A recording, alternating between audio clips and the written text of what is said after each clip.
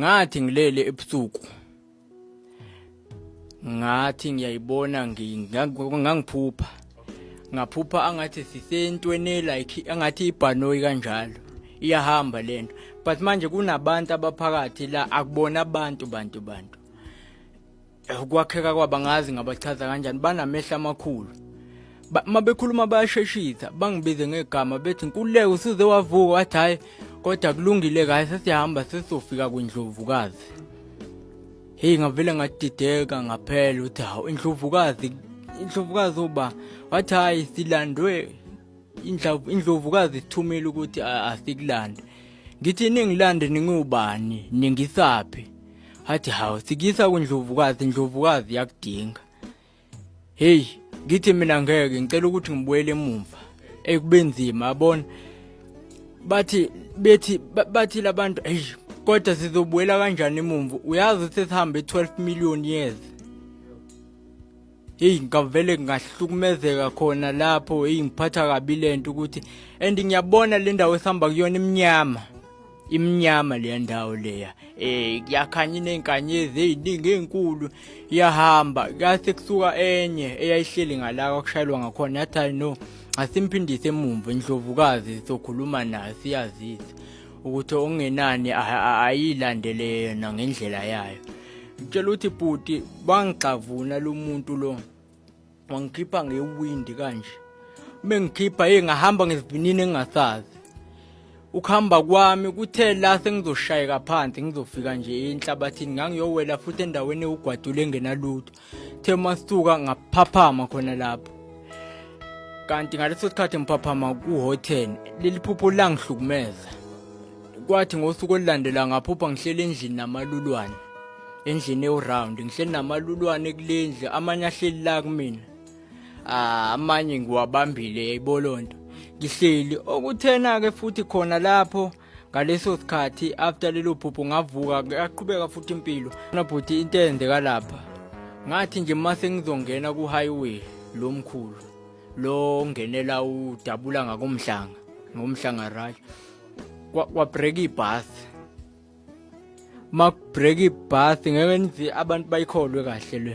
mabe nomqondo omncane mak break ibus kuvuleka icapha kuleli bus and leli bus ngiyalibona ukuthi nabantu yabo nanothi futhi anginayo imali ngithi hayi no angingene ngathi uma ngingena kuleli bus angiphuphi yenzeka lento real uma ngingena kuleli bus lavaleka uma ngifika phakathi ngifica abantu ongeyibona abantu bendalo la bengibaziyo laba bantu banemizimba emincane ngingene ngifike ngikhulume nalo lishayelalo elibhasi akakhulumi uyithulele ashaya ibhasi lihambe.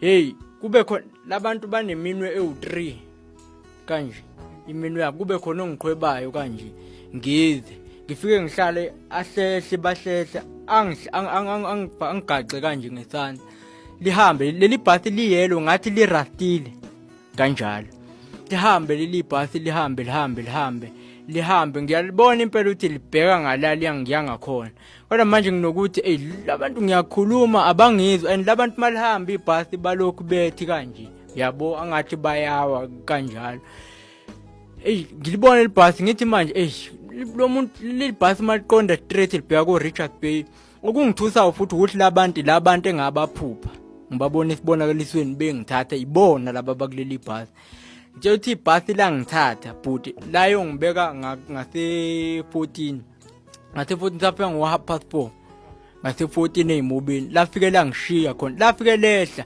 udriver waphenduka wangibuka akubona abantu lapha ngaphuma ngehla lapho nginovalo ngikwathi esontweni elilandelayo ngase ngiphupha ngisolwandle uma ngiphupha ngisolwandle ngiphupha ngibhuda namadolphin mangibhukuda angathi nothi ngene nini kulamanzi angathi nje nami futhi ngijabule ethe suka lamadolphina angingunga but athe uma ngingunga ngaba phakathi nendawo ngesikhathi engigunga kwangathi manje ulwandle liyangidonsa malingidonsa abasamemeze hayi kunzima malingidonsa ngangena phansi the mangena phansi leyanto yaba yiminute ukwenza kwathi shup mangithi ngayibona ngisendlini la ngilele khona. Mangibona ngilele ngisendlini nangu mina embhedeni. Ngimbathile nangu futhi mina hawu ngiyayibona nje ukuthi mina nje lo ngavele ngathi ayi kuyacaca ukuthi angisekho ke emhlabeni. Sekusuka ke emva kwalokho ngangazi ukuthi ngizokwenza njani ngizobhekaphi. Ngaleso sikhathi ngiyabona ukuthi hayi angisekho ngifile. Ngaleso sikhathi ke ngahamba ngavele le indawo ingasekhaya vele la ngikhona. Ngiyahamba la kusebusuku. Emva kwalokho ngavele kwanento engidonsayo. Nengathi manje ngidonsela phezulu esibhakabhakeni. Uma ingidonsa lento ngadonseka ngathi ngiyalwa inamandla lento yangidonsa straight. Yabona futhi into yokuqala engayicabanga ngoba umuntu uyazazi ukuthi ubehave kanjani. Uyazazi futhi izenzo zakho. Angavele ngacabanga isihogo ngathi hayi ngesihogweni. Vele ngifile ngoba ngibona nasi idumo sami and ngiyazazi vele ukuthi ngibehave kanjani. Ngathi hawo ngiyakwalasha ke la ngiyakhona. Ngihamba njalo ngadlula einkanyezini. Ngahamba njalo the ngafika inyanga imuni. Lento yenzeka uqala kwalonyaka lento engikhuluma ngayo. Mangifika kwinyanga kwimuni kube nesound engathi iyadlala but idlala kamnandi le sound le. Sekusuka futhi emva kwalokho ngimile manje la emoyeni ngibhekene nayo imuni kanje. La kwimuni kwase kuvela ithunzi esimnyama esikhulu sigcwala yona nje imuni. Like lo muntu umuntu wesifazane ngiyabona isithunzi ngoba ngiyabona ukuthi le muntu ngathi ushuqulile uyayibona lonto. Afike angibingelele athi yandodana. Ngise mase ngiyabike ngithi awushuthi yena uNkulunkulu ke lo. Ayivele ngithi hayi kushuthi umuntu uzokwahlulela uma kukhulunywa ngokwahlulela into engizoyibona namhlanje. Hey sekusuka emva kwalokho wayesethi uyangazi yini mina. Ngathi cha angikwazi. Wathi inkululeko lempilo siyiphila lapha emhlabeni azivumelananga nawe mzukwana uza la emhlabeni. Usethi lempilo iphila la emhlabeni impilo yesithathu manje. Kunempilo okade uyiphila emkhathini before ungakafiki la kulomhlaba. Empeleni nonke lapha emhlabeni njengoba niphila nje impilo yesithathu leni iphila emhlabeni. Ivele ngiconfuse lenkulumo. Mayesethi wena mzukwane uzalwa. Wazi ngisho idate engazalwa ngayo u18 September. Mzukwane uzalwa wena mzukwane wakheka esweni sikama wakho ngabeka umaka ezibeleni zakho. Ingakho wena unezibele ezu4. Mina futhi nginezibele ezu4. Ibele nginazo zu4. Wathi lezi izibele zesibili onazo zumaka wabekwa yimi. Wathi uyangazi mina ndodana like uma ekhuluma isound yakhe inkulu kuyandondoza nje lapha ikhona lapha esibhakabhakeni. But ngibona ithunzi kumnyama but ngimele kude but imuli ngiyayibona nje yonke iphelele. Mangimbona ngivele ngiconfuseke lenkulumo athi lo mama mina mntanami ngumama welanga nenyanga. Ngivele ngidideke ngiphele mama welanga nenyanga kubando yabo ngiyayibuza ngaphakathi. Athi mina ngiyizibulo likaMdali wezulu nomhlaba yimo oqala ngaphambi kokuthi kwenziwe konke okukhona ukubona ngeso lenyama nongakuboni ngeso lenyama. Hey ngivele ngiqaleke ngithuke ngoba futhi ngalesikhathi ekhuluma ngiyaphephuka kancane kanje ngiyamuva. Hey kusuka futhi emva kwalokho athi mina ngindlovukazi nomphethokazi umama welanga nenyanga ngiyizibulo likaMdali ngaphambi kokuba kuvele osomandla nomveli kuqala indodana kaMdali. Hey ngivele ngidideke ngiphele athi uyafuna ukungibona. Ngithi ngiyathanda ukubona ngoba manje ngibona ithunzi. Nakhona ngisho ngiyasaba. Ngitshela ukuthi bhuti ethi wathi mekuvela ithunzi kwavela isimo somuntu wesifazane. Loba buhle balwa umuntu wesifazane bhuti ethi abukho abuqhathaniswa nabantu abaphila la emhlabeni eseke ngababona. Sengisho indlela amuhle ngayo nangendlela akhazimula ngayo. Ikhanda la mkhulu ikhanda lakhe lizungezwe izinkanyezi mangaphosisi zu7. Amehla akhe ayavutha, amazinyo akhe amhlophe ayakhanya. Hey ngivele ngilontu nje ngisabeke manje lo mama ubelethe ingane. La nje obebelethe ingane nalengane ingungu ezinkanyezi nazo mangaphosi ngiyacabanga ukuthi zazu7. Lo mama athi nkululeka ungazi athi ngeke vele uzungazi ngoba kuyimfihlo kaMdali ukuba ningayazi impilo enikade niphila before neyivumelwano esazenza nani ngaphambi kokuthi nizalwe nizila kulomhlaba. Athi mina ngunana Buluki. Hey vele yabona angiyazi nalento ngisadedwa kokuthi ngiyaqala kokuthi kukhona ilanga linomama inyanga kwalento iyangiconfuse. Athi no mina ngunozala wako konke okubonayo imizibulo likaMdali ngaphambi kokuthi kube khona konke okubonayo ngeso lenyama nongakuboni ngeso lenyama. Ngitshela ukuthi emva kwalokho lo mama bhuti ethi kunento angathi wangishaya ngayo. Mengishaya ngayo wangishaya ikhanda ngayo yangena emzimbeni lento. Uma ingena emzimbeni ngabuyela straight emhlabeni. But ethi ithombe ngizokuthumelela mhlawumbe mawunendlela ukwazi ukuthi uyivezele abantu ukuthi ngathi uma ngivuka after yonke lento umzimba wami usubuyile. Yabonga isikhathi ngibuyele emzimbeni angibange ngisaba right. Ngafila ngenye indlela. Emva kwalokho but ethi ngaso leso sikhathi ngiphaphama ngathi ngangidumba umzimba wonke. Kodwa but ungaphika ithombe ngizokukhombisa ngoba malumvidimu unazo. Indlela engangidumbe ngayo, ngidumbe ngayo emzimbeni. Mabefika umalume anokha unkuleka iminyonka ngikuboni ngoba kwakuyisonto. Iminyonka ngikubone anokhe ngivula. Meyavula hawu unkuleka wenze njani? Ushawa abantu yini noma kwenze njani? Cause ubona ngivuvukele la ehlathini ilontunja yabona ngangivuvukele nje kubhlungu umzimba. Nokuhamba ngihamba kancane kungathi ngihlatshwa yinaliti ngaphakathi. Bese ngimtshela lento. Athi inkululeko ayilento yakhe sithanda ukuba serious. Kunzima phela ngoba manje asazi ngisho kwamndeni wakho. Mase ngithi angudingi kwamndeni. Athi uma ufa phozo ukwenze njani? Ngithi nongishisa noma ningcwabe noma nibone ukuthi nenza njani ngami. Athi kodwa yabona ukuthi le ndaba yakhe ithanda ukuthi ibe serious.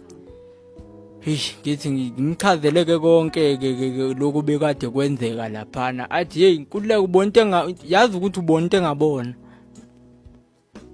Ngithi ngibona into engabona. Wathi yazi le ndlovukazi okhuluma ngayo ayibona.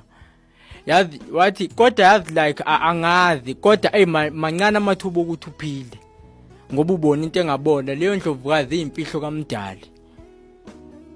Hey vele ke ngingazi ngicathi ngahlala u2 week ngivuvukele kanjalo kwaze kwagcina sekubohla kwa right. Kuthe la sengiba right ke khona ke noma zikhona ilonto nje ekhombisa ukuthi bengidumbile ngaleso sikhathi. Same futhi waphuma umzimba umphefumulo wahlukana nomzimba. Uma uhlukana nomzimba ngabona ukuthi hawu nakho futhi kungiphinda. Uma ngiphumela eminyango futhi same ngahamba futhi ngalezivinini ngangihamba ngaso ngaya lapha. Ngaphinde futhi ngayibona futhi indlovukazi kodwa yangabe sayiveza njengoba yayivezile. Yayisivela izithunzi. Yayisithi ke emva kwalokho nkululeko lento engikushaye ngayo iyona ezokugada. Ngifuna ukuthi uhambe wonke umhlaba ubone impihlakalo zomhlaba. Ngifike ngiconfuse ukuthi ngibona impihlakalo zomhlaba. Mayisethi ngifuna ukuthi uhambe ngibonise zonke impihlakalo zomhlaba. Bathi njengamanje hamba.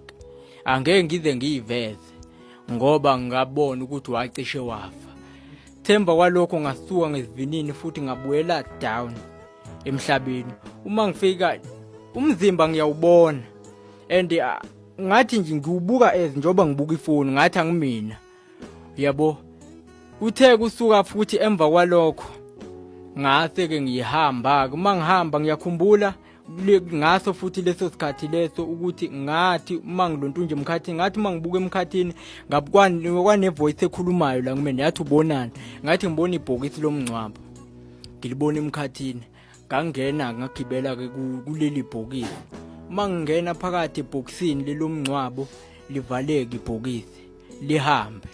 Leli bhokisi ngaphakathi liyimoto alilona ibhokisi umulibuka like uma sihamba lapha phezulu emkhathini ngihlangana namanye amabhokisi amaningi kuyaphanjwana kiwale umefika lifike lipake liyayidriver futhi mina nje ukubamba i-steering kanje mase livuleka futhi akuseyona imoto ibhokisi ngiphume. Uma ngiphume hey ngifice indlu enkulu lendlu ngathi iyithuna ukwakheka kwayo kodwa but iyindlu inomnyango. Uma ngingena phakathi ngiyafica kugcwele ngenye indlela eyisimanga kuyaphithizela kufakwa amasudi la nami ngiyayibona ukuthi le sudi esengiyifakela ngazi nokuthi ngiyifake nini. Uma ngibuka le sudi engiyifakile yayinelonto nje yellow la. Uma ngibuka lana kukhona nabantu abamathamba kukhona nabantu okuwabantu engibabona ukuthi abantu laba. Uthe kusuka futhi emva kwalokho ngabona kuza ama-tray kunama slay queen nje akhona lapha but lama slay queen amathambo and afaka ama-weave la kunegazi. Yabo leli gazi ngifike nginikwe lona kube nevoice ethi ungaliphuzi libambe nje kanjalo. Mangilibamba siqhubeke sihambe uthe kusuka kube nensimbi ekhalayo. Le nsimbi uma ikhala ngivele ngilonto nje ke le nsimbi uma ikhala ngibone bonke abantu bahamba baphuma bongena amabhokisi avuleka. Ayi nami ngihambe ke le glass ngiyibeke kuyitafule engalibona la kwakubekwa khona ngifike sigibele sihambe la mabhokisi asadlulela phambili futhi ngoba le ndawo ibilike ingathi isemkhathini. Siqhubekele phambili uma siqhubela phambili sifica endaweni engumhlaba omkhulu kuvutha umlilo kuloya mhlaba lo mkhulu.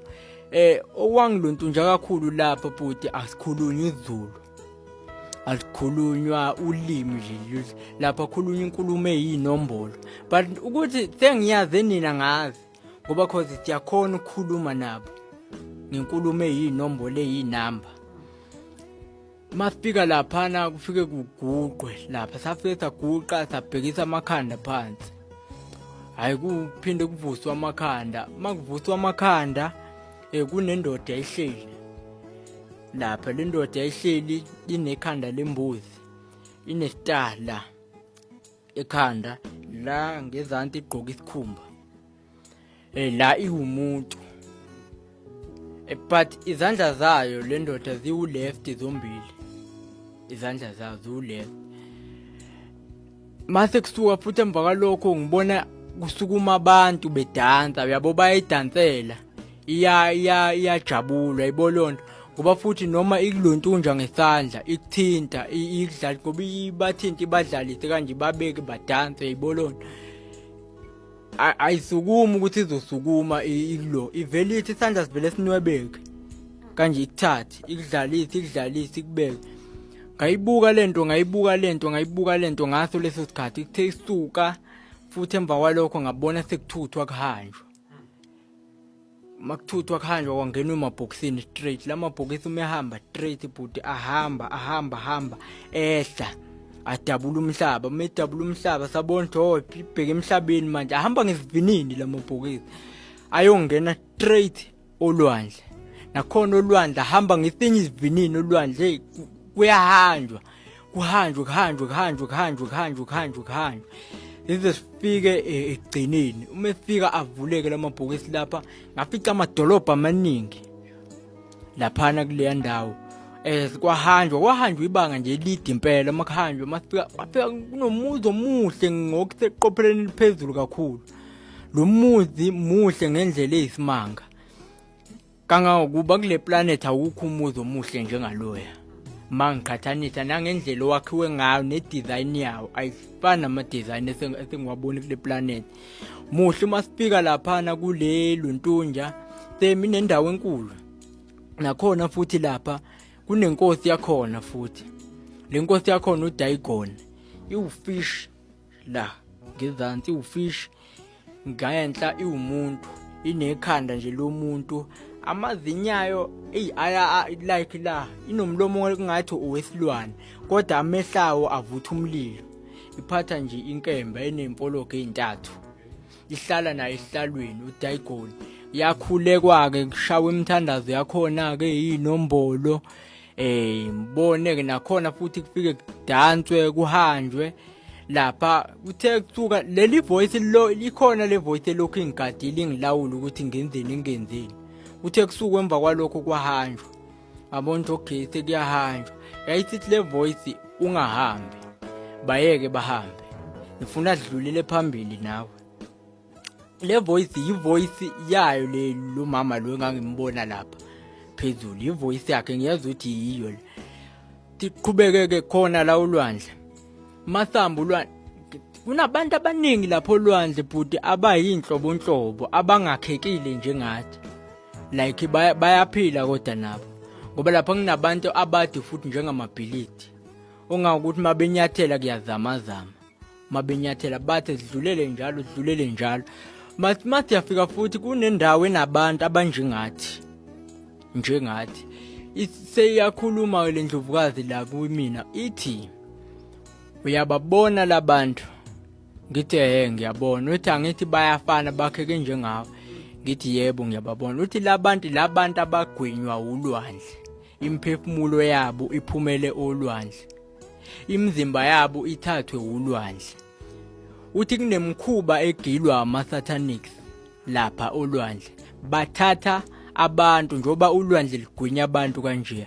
Leyanto yinto eyenziwa ama-satanic nama-devil worshippers ukuze ezotholana idumbu zabantu. Umuntu uyaphuma umphefumulo wakhe emese kuthi amadimoni lawa adingisela olwandle emese ngena kuyo lo mzimba aphile ngayo lapha ekujuleni kolwandle. Baningi abantu abagwinywa ulwandle bengatholakali. Iningi labo liyaphila lapha kodwa kusuke ngeyibona ngokwendalo kaNkuluNkulu ngoba imphefumulo yabo isuke engasekho. Suke sekuyi-status zabo. Sesisuke futhi emva kwalokho ngaphuma ngabuyela emzimbeni. And futhi uma ngibuyela emzimbeni mangifika lapha kunendawo nje khona lapha ifika imi nje lento lengithathayo ngehla. Uma ngehla ngifike ngingena endlini nasi idumbu sami. Ngifike ngingene kusona ngiyasibuka ngime ngumaqondane nasi mase kuba nento engathi yangidonsa ngingene then mase ngiyaphaphama ngikhathele ngalendlela lena eyisimanga. La mazwi la ngifuna ukubuza lento le ezoqhubeka. Ngizofuna ukucomment kule nto yakho ngasekugcineni. Yeah. Lento yakho yokuphuma uthi uya kwamanye amazwe uphuma by choice noma into nje ekuvisitayo. Leli voice engivizithayo ithi ngikhombisa imfihlakalo zomhlaba ukungcola okwenzeka kulomhlaba. Yebo. No, it's fine. Ungaqhubeka nkonzo yami. Mangidlulela eIndia ngiyalibala indaba le ndawo elapha eIndia. EIndia fica kunendiya khona elumama osekhulile. Nebala ke ngakwazi ukuthola igama lalo. Ngizolisho ngoba umuntu okude. uAlisha Baljari. Igama leli India. Ngicatha amanye amandiya khona la eSouth Africa siwa khona ko India ayalazi. Even ngisho ngaliguglisha ku internet ngeke uzulithole. Ngenxa yokuthi lenza izinto ezimgilingwane ezizimfihlo kakhulu. Leli India lihamba ngocarpet. Aligibeli imoto. Nakhona malihamba ngocarpet alihambi mina lihambi ebusuku. u-Alisha Baljari. Kusuka amabillionaire ko-United of States asefuna ukudlulela phambili abama-trillionaire ayahamba aye khona ku-Alisha Baljari afike abathwalise abakhuphule yonke lonto ukuze badlulele esigabeni bakhule ngokwempilo, ngoba kunabantu othi umuntu noma ngaba i-multi-millionaire afisa ukuyibona eseyibillionaire, athi ibillionaire afisa ukuyibona eseyi-trillionaire. Yebo. Then-ke emva kwalokho mangimbuka yangitshela le voice yathi naseThekwini angizumusha ngoba ubaba waziwayo ohlonishwayo futhi kakhulu eDurban oyiNdiya. Wathi naseThekwini naye ngiyamazi, ngihambile ngaya kwakhe ngafike ngabona impilo ayiphilayo. Uthi naseThekwini likhona iNdiya alithwalisayo. Leli Indiya linamahotela, linama-mall, linamagaraji, linazo zonke izinto ezinzima. Li-billionaire. Ngizokukhombisa isithombe salo ubhuti after ishow. Nginango bezinye izinto ngikwazela ukuyifuna ngiyifuna ngaze ngayithola. Indaba yakho nenkosazana, inkosazana ne? Yebo. Yes, inkosazana and stuff. Thina mfowethu sazi ukuthi umuntu uphila ngoJesu. Angazi noma if wakwezwa nje ngomuntu othi uJesu. Ngiyizwa impela kakhulu bhuti. Yes, ngoba thina mfowethu sikholelwa ukuthi umuntu uphila ngoJesu kuphela. And indlela iyona kuphela yokuthi ukwazi ukuthi uye emfihlakalweni kaNkulunkulu through Jesus Christ. Kodwa nje before sivala ngiyacela nje mfethu ukuthi sithandaze. I feel in my spirit, I feel ukuthi we need to pray. I need to pray with you my brother at the end of the day, at the end. Ake liphinde lithethe kumkhehlela inkosi enkulu kugombela isithembu samampondo. Baba mkhulu phathe. Amen. Nayi indaba enkulu lezinsuku, kodwa kade ngilokhu ngithandaza ukuthi ngiyoze ngimthole umuntu ophethe imfihlo. Yabona ke manje sebeqalile ke sebeyavela ke nayi ke lensizwa. Unevesi nje elincane kade ngilokhu ngikhale ngalo kakhulu einsukwini, bayazi abaningi esijwayele ukukhuluma nabo ku live. Ngake ngakhuluma khona ukuthi uNkulunkulu unobaba wakhe. Sengengababala koNkulunkulu abatholakala eBhayibhelini noNkulunkulu bakwa-Israyeli sekukaningi ngikhuluma ngabo, bayazi esijwayele ukuba nabo ku live la sengijwayele ukugxila khona kakhulu. Nali ivesi elingichazelela le ndoda la ehlangane khona noNkulunkulukazi lapha enyangeni. Le ndoda indaba yayikhona ke kakhulu na YouTube ngayithola yayichaza khona ukuthi iyaphuma emzimbeni. Leyo nto akuyona into eqalayo, bakhona abantu abanjalo. Ukhona futhi omunye ngithi useGhana owenza leyo nto ongaphansi kwenkolo kodwa yena kaNkulunkulu ethile. Ngisazoke ngibuye ngimveze naye la. Lo ke nawe uyahamba amazwe, ihambe njengoba kade kuchaza le ndoda nayo. Sengathi nje angazi ngaxhumana kanjani nomuntu njengaloya. Mhlambe kophambana ngendaba yelanguage. Le ndoda ipowerful, ayidinge kuphazanyiswa kodwa idinga ukulekelelwa. Isuke yaya e-studio esi-wrong salenkolo ye-colonization ekuthiwa i-Christianity. Bonakale nje lapho manje bacabanga ukuthi bazoyithandazela kuze kuphelele yanto. Angazi mase kungenani ngoba phela akukho lutho kwi-Christianity ukuthi uhlale ulinde uJesu kuphela ongekho futhi yabo. So manje umuntu upowerful kakhulu, usuke waye endaweni yezingane ezincane. Lo muntu udinga umuntu ozomchazela ukuthi lento akuyona iyini and nokuthi iziphi izinto afanele ayigade njengoba wayeseqala seyongena nakwezinye izinkolo ezirong lapha njengoba ukuthi wayesekwazi seyongena kwa-Illuminati nakhona noma engajoyinanga kodwa une-access ekwazi ukufika kuzo zonke ezinye izindawo zaka-spirit world. Ivesi angithinte kulo ila kakhuluma khona ngoDagon. uDagon kwakuNkulunkulu wamafilisti. Seke ngakhuluma kakhulu nangabo labo uNkulunkulu ukuthi labo uNkulunkulu abazithombe ungabathathi kancane. Ngathi ke abalandeli kumkedlela ngathi lezi ithixo lezi izinto ezisuke kade ziphila ezigcina sezibazwa, uthola ukuthi isimilamongo esithile noma icreature ethile esuke itholakala emanzini noma olwandle abathi abantu basendulo ababekhonza izithombe babeyibaza leyo nto noma beyibumbe nisiba khona beyibeke kuma village ababehlala kuyo bese bekhuleka kuyo, kodwa hayi ukuthi bakhuleka kuyo as isithombe lesi sihlanganiswa kanye naleya nkosazana esuke isemanzini ephilayo. Lensizwa ke ivezile ukuthi ifike yahlangana naye uDagon ephila, ziyamchaza ukuthi cha umuntu ufish ngezantsi abe umuntu ngaphezulu. Dagon lo uphatha imfolo egolide enama-4 3. NoSathane futhi ihlangane naye ngoba uSathane ngimchazile na ukuthi uNkulunkulu kanjani. Imbonile lo nekhanda lembuzi, imbonile futhi naye yasihlangana nalo uNkulunkulu ke obelapha enyangeni lo embiza ngoNdlovukazi. uNdlovukazi lo othewe izibulo likaNkulunkulu lo ongubaba woNkulunkulu, ongubaba kaMvelinqangi. Ilapha engithande khona kakhulu. Yoba ngake ngasho ukuthi eBhayibhelini ngake ngalithola ivesi engathi ngiyalicinga lanyamalala ngisalitholi manje, elalikhuluma ngaye ubaba kaNkulunkulu, kodwa ngigcine ngathola ukuthi yilona obizwa ngokuthiwa umdala wezinsuku. Ngakho lokho ngake ngakukhuluma ukuthi kwa-Israyeli wangakhona uNkulunkulu oyedwa, amanga lawo. Makuvelwa khona futhi la eBhayibhelini kusho lona khona omunye uNkulunkulu okuthiwa uGadi, okuyabiza futhi ngomeni, oNkulunkulu wenhlahla wakhona kwa-Israyeli.